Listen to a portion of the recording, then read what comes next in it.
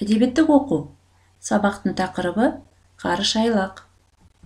Мақсаты: шығарманы дауыстап түсініп, рөлге бөліп, мәнерлеп оқу, теріп оқу, шапшаң оқу, түрлі дерек көздерден қажетті ақпаратты табу, өңдеу және тұжырым жасау, және себеп-салдарлық байланысын сызба түрінде көрсету.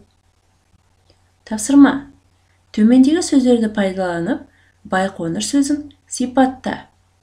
Қазақстан, адамзат, ғарыш айлақ, жер, алғашқы. Байқоңыр қаласы туралы не білесің? Бейне жазбаға назар аударайық.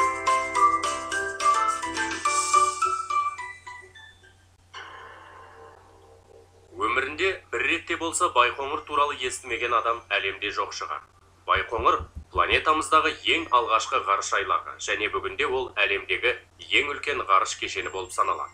Жерден ұшырылатын ғарыш кемелерінің 4-тен бірі Байқоңырдан ұшырылады. 1955 жылы Төретам кентінің жанынан ғарыш айлағының құрылысы басталды. Бір қызығы, бастапқыда ғарыш айлағының аты Байқоңыр болмаған. Жобаның аты Тайга болған, және ол құпия түрде жүзеге асырылған. Батыс барлау қызметтерінің назарын басқа жаққа аудару үшін Төретамнан 400 шақырым жерде орналасқан Байқоңыр ауылының жанынан жалған ғарыш айлағын сала бастаған. Бірнеше жыл бойы ғарыш саласына байланысты барлық құжаттарда сол Байқоңыр ауылы аталып келген. Біртіндеп, шынайы ғарыш айлағының құпиялығы алынып тасталды. Алайда, жобаның конспирологиялық атауына көпшілік бой үйретіп қалған болатын. Осылайша, Тайга атауы Байқоңырға айналып кетті. Айтпақшы, бұл Гагарин ұшқаннан кейін болған.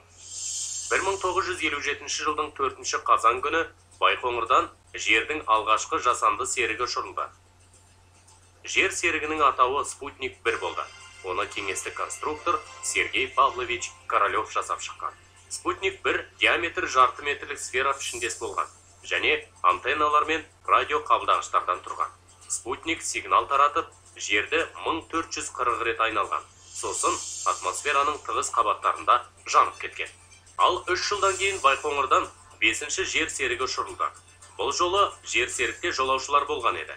1960 жылдың 19 тамызында Белка мен Стрелка өздерінің атақты ғарышқа сапарын жасады. Иттер бір тәуліктен аса уақыт ғарышта болып, салмақсыздықты да бастарынан өткізіп, жерге аман есен оралған болатын.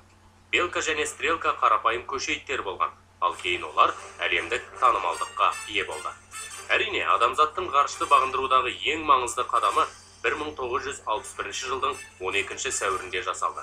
Дәл сол күні Байқоңыр ғарыш айлағынан бортында Юрий Алексеевич Гагарин бар Восток кемесі ұшырылды. Аталмыш старт қатаң құпиялылықпен жасалды. Юрий Гагарин космоста шамамен 2 күндей болып қайтып оралады. Тек осыдан кейін ғана әлемнің телеканалдары хроника кадрларын көрсете бастады. Ғарышқа ұшқан алғашқы адамның құрметіне 12 сәуір космонавтика күні болып аталып келеді. Сол кезден бері Байқоңырдан 5000-нан аса түрлі старттар жасалды. Әлемдегі ең үлкен ғарыш айлағы қалай ұйымдастырылған? Байқоңыр бұл көптеген күрделі құрылыстардан тұратын гиганттық кешен. Бұл бұлайша айтқанда кәдімгі бір тұтас қала. Байқоңырдың ауданы 6717 шаршы шақырымды құрайды. Оның аумағындағы көлік жолдарының ұзындығы 1000, ал темір жолдың ұзындығы шамамен 500 шақырым. Кешеннің ұшақтарды қондыруға арналған 2 жеке аэродромы бар.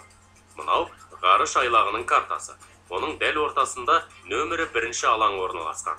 Бұл сол атақты Гагариндік стант. Бүгінде де ол жұмыс істейді.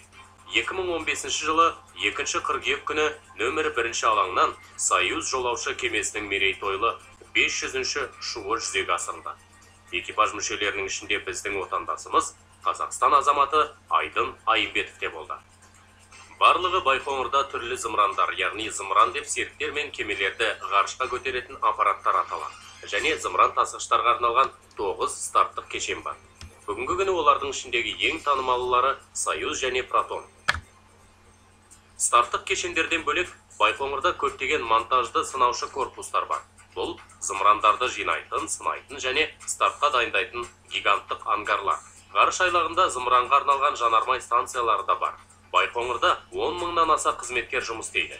Олардың барлығы 30 шақырым қалашықта орналасқан бір қалада өмір сүреді. Ғарыш айлағы секілді қаланың да аты бірнеше рет Заря, Звездоград, Ленинский болып ауыстырылып, тек 1995 жылы ғана қалаға Байқоңыр аты берілді. Қалада шамамен 70 мыңдай адам өмір сүреді. Олар ғарыш айлағында жұмыс істейтіндердің отбасылары. Олардың жартысынан көбі Қазақстан азаматтары. Байқоңыр қаласында мектептер, ауруханалар, балабақшалар, техникумдар және жоғары оқу орындары бар. Мұнда тіпті қонақ үйлер де бар. Себебі бұл жерде туризм жақсы дамыған. Әлемнің түкпір-түкпірінен Байқоңырға келіп, шынайы ғарыш аппаратын өз көздерімен көргісі келетіндер өте көп.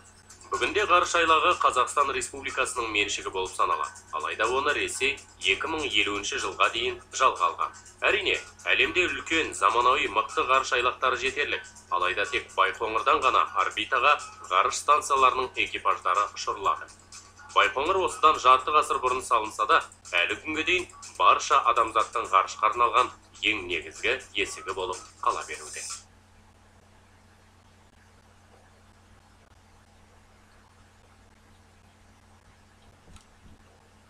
Тыңдауым.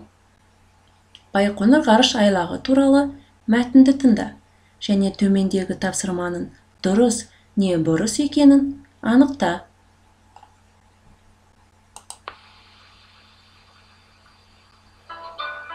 80-ші сабақ. Тақырыбы: ғарыш айлақ. Балалар, Байқоңыр туралы тыңдаңдар.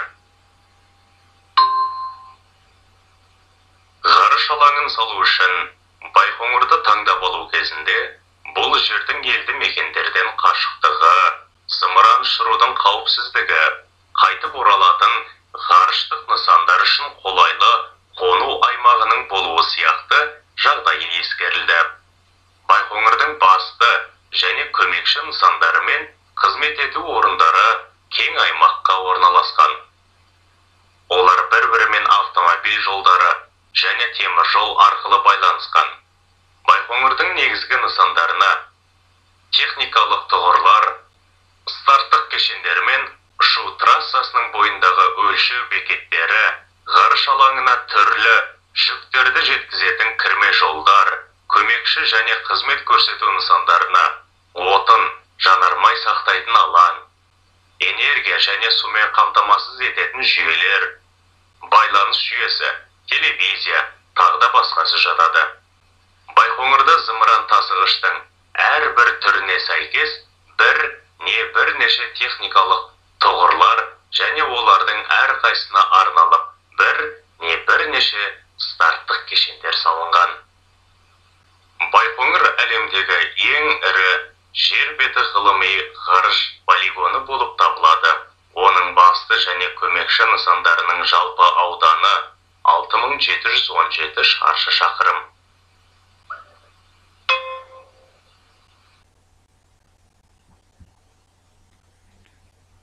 Сырбай Мәуленов 1922 жылы дүниеге келді. Қостанай облысы Жангелдин ауданында. Ол кісі ақын, жазушы, аудармашы. Жазушы балаларға арналған Барлаушы бала, Құлыншақ, Бала жолбарыс, Қорқақ торпақ, тағы да басқа өлеңдер мен әңгімелер жазған. Енді оқушылар оқулықтағы Байқоңыр мәтінін мәнерлеп оқы.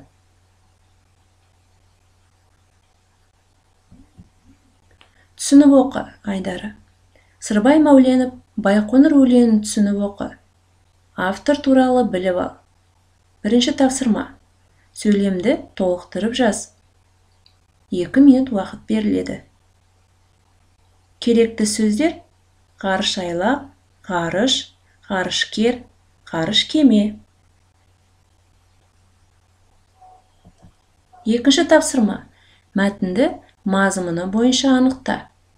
Байқоңыр бұрын қандай жер еді? Ақынның ғарыш дәуірі Байқоңырдан басталады деуінің сыры неде? Өлеңде зымыран қалай суреттелген? Қорытынды. Сурет бойынша әңгіме құрастыр.